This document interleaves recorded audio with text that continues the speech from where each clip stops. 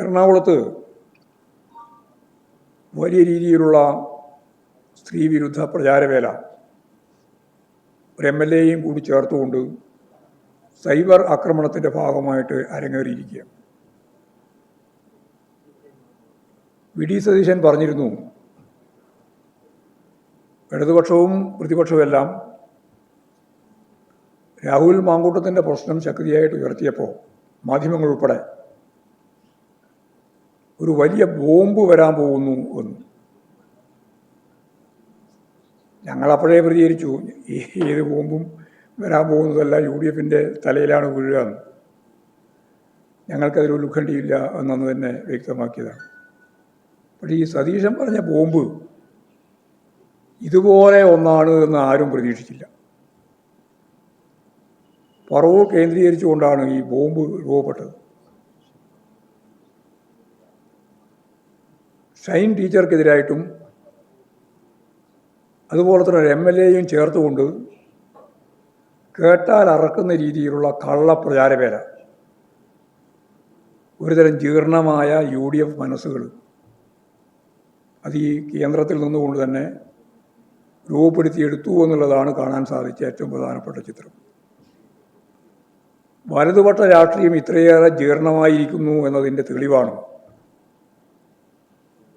ഈ എറണാകുളത്തെ MLA-ക്കും അതുപോലെ തന്നെ ഷൈൻ ടീച്ചർക്കുമെതിരായിട്ട് നടത്തിയിട്ടുള്ള ആരോപണങ്ങൾ ഓരോന്നും.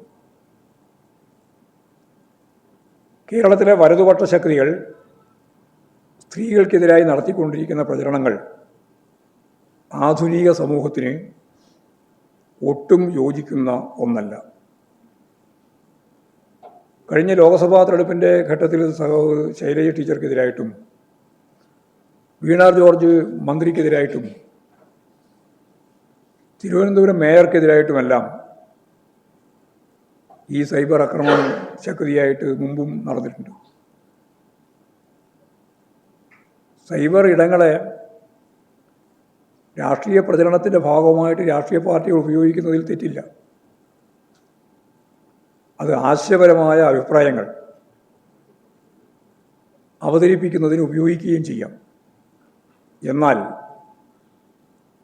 അത്തരം രീതികളെല്ലാം ഉപേക്ഷിച്ച് സ്ത്രീകളെ തേജോവധം ചെയ്യാൻ നടത്തുന്ന ഇത്തരം പരിശ്രമങ്ങൾക്കെതിരായി ശക്തിയായ നിലപാടുകൾ സ്വീകരിച്ച് നിയമ പോരാട്ടം വരെ നടത്തേണ്ടതായിട്ടുണ്ട്.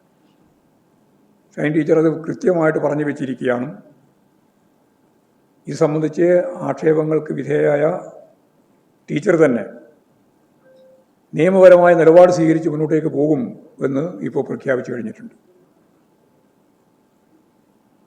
ഇത്തരം തെറ്റായ രീതികൾക്കെതിരെ ശക്തിയായ നിലപാട്